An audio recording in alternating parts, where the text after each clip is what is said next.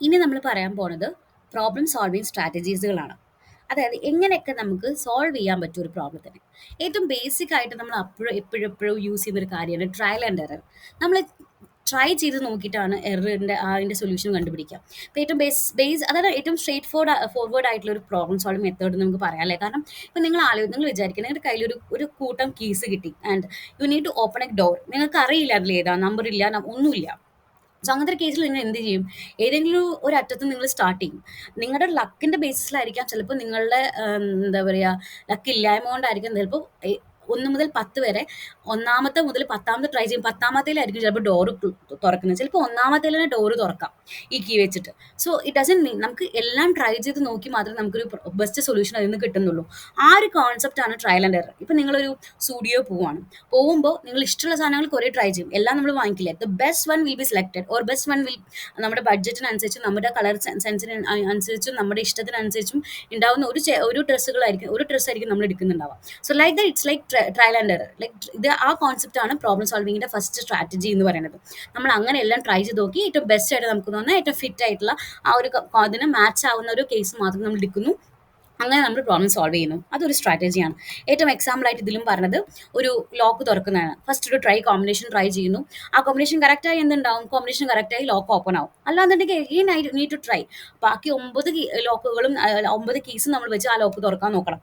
ഏതെങ്കിലും ഒരു കേസിൽ ഇറ്റ് വിൽ വർക്ക്. പക്ഷേ അത് എത്രാമത്തെ എന്ന് നമുക്ക് ഒരിക്കലും പറയാൻ പറ്റില്ല. അത് ഫിറ്റ് ആവുമ്പോൾ മാത്രമേ നമുക്ക് അറിയാൻ പറ്റുള്ളൂ. ആ കോൺസെപ്റ്റാണ് ട്രയൽ ആൻഡ് എറർ കൊണ്ട് ഉദ്ദേശിക്കുന്നത്. അടുത്തത് ഹ്യൂറിസ്റ്റിക്സ്. നമ്മൾ അതിനെ നമ്മൾ ഇൻവോൾവിങ് യൂസിങ് റൂൾസ് ഒരു തമ്പ് റൂൾ എന്നൊക്കെ പറയും. അതായത് ഒരു എഡ്യൂക്കേറ്റഡ് ഗസ് ആണ്. അതായത് സിംപ്ലി ഒരു ഡിസിഷൻ മേക്കിംഗ് നടക്കുവാണ്. ഓക്കെ, അതൊരു കറക്റ്റ് ആൻസർ ഒരിക്കലും ഗ്യാരണ്ടി ചെയ്യുന്നില്ല. പക്ഷേ ഒരു പ്രാക്ടിക്കൽ വേ ആണ് സൊല്യൂഷൻ ഫൈൻഡ് ചെയ്യാനുള്ളത്.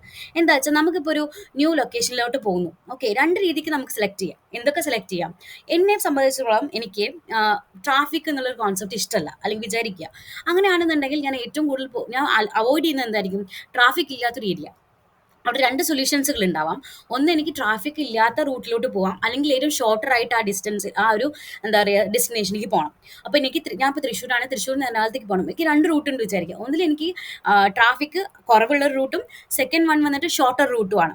സോ ബേസ്ഡ് ഓൺ ഒരു ഇൻഡിവിജ്വലിന് അനുസരിച്ചിട്ടാണ് അത് സോൾവ് ചെയ്യുന്നുണ്ടാവുക. ഫോർ ഹിം മേ ബി എന്താണ് ഷോർട്ടർ റൂട്ട് മതി, വേഗം എത്തണം എന്നുള്ളതാണ്. മറ്റൊരാൾക്ക് അതിൻ്റെ ഉള്ളിൽ ആ പോകുന്ന ഡിസ്റ്റൻസിനല്ല പ്രശ്നം, ആ പോകുന്ന വഴിയിലുള്ള ട്രാഫിക് ആണ് പ്രശ്നം എന്നുണ്ടെങ്കിൽ they will choose the second one like the first. അതായത് ഏത് റൂട്ട് ഇതാക്കും? ട്രാഫിക് ഇല്ലാത്ത റൂട്ട് ഇതാക്കും. ഇത് ഷോർട്ടർ ആണെങ്കിൽ ഇവിടെ ട്രാഫിക് ഉണ്ട്. So like that based on ഒരാളുടെ പേഴ്സണൽ ഇൻഡിവിജ്വൽ തോട്ട്സിനനുസരിച്ച് നമുക്ക് മാറ്റം വരുത്തി അതിനനുസരിച്ച് നമുക്ക് എന്ത് ചെയ്യാം? പ്രോബ്ലംസ് സോൾവ് ചെയ്യാൻ പറ്റും. ആ കോൺസെപ്റ്റാണ് ഹ്യൂറിസ്റ്റിക്സ് എന്ന് പറഞ്ഞുകൊണ്ടിരിക്കുന്നത്. ഓക്കെ, ഇപ്പോൾ എന്താ പറയുക, ഇതിൽ തന്നെ കുറേ കേസുകളുണ്ട്. നമുക്ക് തോന്നിയ ചോയ്സ് നമ്മൾ ത്രൂ ഒരു എഡ്യൂക്കേറ്റഡ് ഗസ്റ്റിൽ വെച്ച് നമ്മൾ പറയുകയാണ് ഇതായിരിക്കാം ചിലപ്പോൾ ബെസ്റ്റ് ഒരു സൊല്യൂഷൻ എന്ന് പറയാം. അത് ഡിപ്പെൻസ് ഓൺ ഓരോരുത്തർ സിറ്റുവേഷൻ അനുസരിച്ച് മാറും. ഇപ്പം നമ്മളൊരു സൂപ്പർ മാർക്കറ്റ് പോകുകയാണെന്നുണ്ടെങ്കിൽ ആ സൂപ്പർ മാർക്കറ്റ് പോയിട്ട് നമ്മളിപ്പോൾ 3 കൗണ്ടേഴ്സ് കണ്ടു. നമ്മൾ ഫുൾ സാധനം വാങ്ങിച്ചു. നമ്മൾ കൗണ്ടറിൽ നിൽക്കുകയാണ്. കൗണ്ടറിൽ ഒന്നിലൊരാൾ 3 പേര് നിൽക്കുന്നുണ്ട്, ഒരാൾ നിൽക്കുന്നുണ്ട്, മറ്റവിടെ ഒരു 5 പേര് നിൽക്കുന്നുണ്ട്. ഓട്ടോമാറ്റിക്കലി ഒരു ഹ്യൂമൻ നാച്ചുറേഷൻ നമുക്ക് വെയിറ്റ് ചെയ്യാൻ ഇഷ്ടമല്ലല്ലോ. നമ്മൾ ആദ്യം പോകുക ഒന്നിലേക്കായിരിക്കും. പക്ഷേ അവിടെ ഒരു സിനാരി ആലോചിക്കുക.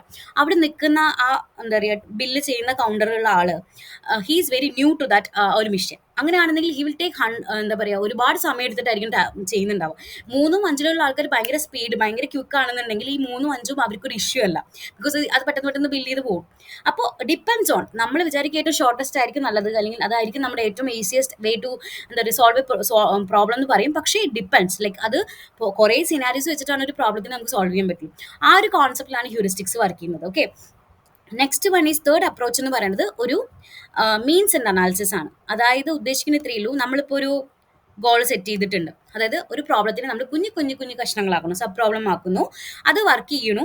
ഓരോ പ്രോബ്ലത്തിൻ്റെ ഉള്ളിലേക്കും അതായത് ഓരോ സബ് പ്രോബ്ലം കഴിയുമ്പോൾ നമുക്ക് ആ പ്രോബ്ലത്തിൻ്റെ ഗ്യാപ്പ് കുറഞ്ഞുകൊണ്ടിരിക്കുകയാണ്. തിങ്ക് ലൈക്ക് ഞാനിപ്പോൾ തൃശ്ശൂരിൽ നിന്ന് എറണാകുളത്തേക്ക് പോവാണ്, ട്രെയിനിൽ പോവാണെന്നുണ്ടെങ്കിൽ നിങ്ങൾക്ക് അറിയാം ഓരോ സ്റ്റേഷൻസും help us to reach to that goal of Ernakulam അല്ലേ.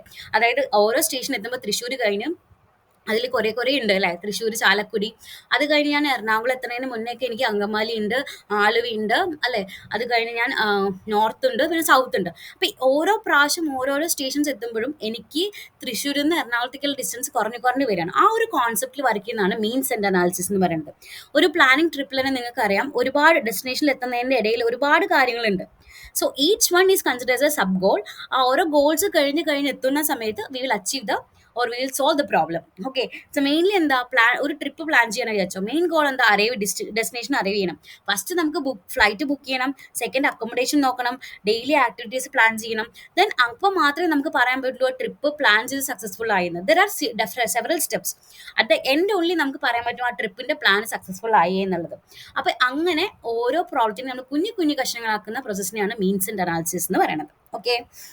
നാലാമത്തേത് പറയുന്നത് ബാക്ക് ട്രാക്കിംഗ്. പേര് തന്നെ ഉണ്ട്, ബാക്ക് ട്രാക്ക്, അതായത് തിരിച്ചു പോവുക എന്നുള്ളതാണ്. അതായത് choice involves making of choice and if path is unsuccessful going back. നമുക്ക് തിരിച്ചു വരാൻ പറ്റും, തിരിച്ചു വരാൻ പറ്റുന്ന രീതിയിലേക്ക്, ഒരു പ്രീവിയസ് ആയിട്ടുള്ള ഡിസിഷൻ പോയിന്റിലേക്ക് നമ്മൾ എന്താ പറയുക, തിരിച്ചു വരാൻ പറ്റുന്ന ഒരു പ്രോസസ്സിനെയാണ് ബാക്ക് ട്രാക്കിംഗ് എന്ന് വിളിക്കുക. ഒരുപാട് വലിയ വലിയ പ്രോബ്ലംസ് ഒക്കെ സോൾവ് ചെയ്തൊരു ബാക്ക് ട്രാക്കിംഗ് വഴി തന്നെയാണ്. നിങ്ങൾക്ക് കളിച്ചിട്ടുണ്ടോ നിങ്ങൾ അറിയില്ല.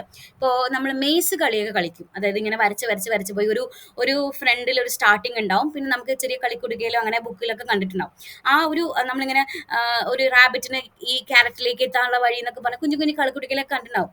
അപ്പൊ അതിൽ നമ്മൾ വരച്ച് വരച്ച് പോകുമ്പോൾ ചിലപ്പോൾ നമ്മളൊരു സ്റ്റക്ക് ആവും, പിന്നെ നമ്മൾ തിരിച്ച് എഗെയിൻ വന്നിട്ടാണ് ആ ഒരു പാത്ത് ഫില്ല് ചെയ്ത് നമ്മൾ തിരിച്ച് ക്യാരറ്റിലോട്ട് പോവാം. സോ അങ്ങനെ നമ്മൾ പോകുന്ന ഒരു മേസ്, ഒരു ഗെയിംസ് നമുക്ക് അങ്ങനെ ബാക്ക് ട്രാക്ക് ചെയ്ത് പറയാം. നമുക്കിപ്പോൾ ഒരു സുഡോക്കു സോൾവ് ചെയ്യുന്ന സമയത്ത് നമുക്ക് അവിടെ ഒരുപാട് കണ്ടീഷൻസുകളുണ്ട് മാച്ച് ചെയ്യാൻ.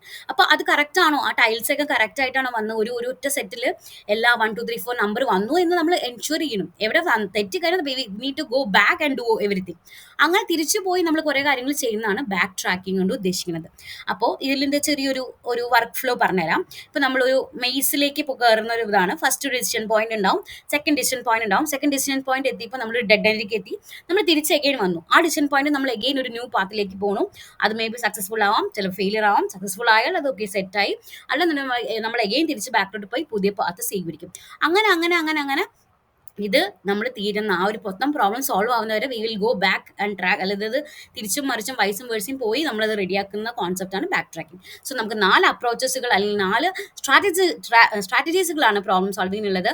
അതായത് ആദ്യം ഏതൊക്കെയാണ്? ട്രയൽ ആൻഡ് എറർ വരും, ഹ്യൂറിസ്റ്റിക്സ് വരും, മീൻസ് ആൻഡ് അനാലിസിസ് വരും, ബാക്ക് ട്രാക്കിംഗ് വരും. ക്വസ്റ്റ്യൻ വരുന്നുണ്ടെങ്കിൽ നമ്മൾ അതിനെക്കുറിച്ച് എന്താണെന്ന് പറയുക, ഒരു ചെറിയ എക്സാമ്പിൾ എഴുതാം. 3 മാർക്കിനാണെന്നുണ്ടെങ്കിൽ അതിന് അത്രയും ഒരു ഹാഫ് പേജ് എഴുതുക. ഒരു 7 മാർക്കിൽ പാർട്ട് ബിയിലൊക്കെ വരികയാണെന്നുണ്ടെങ്കിൽ നിങ്ങൾ അതിനെ എക്സ്പ്ലെയിൻ ചെയ്ത് വൃത്തിക്ക് അതിനൊരു നല്ലൊരു കോൺസെപ്റ്റ് കുറച്ച് വെച്ച് അതിനെ എക്സ്പ്ലെയിൻ ചെയ്ത ശേഷം ഒരു ചിത്രം വെച്ച് അതിനെ ഡിസ്പ്ലേ ചെയ്ത് കാണിക്കാം. അപ്പോൾ ഏകദേശം ഈ കോൺസെപ്റ്റ് എന്താണെന്ന് മനസ്സിലായി വിശ്വസിക്കുന്നു. Thank you.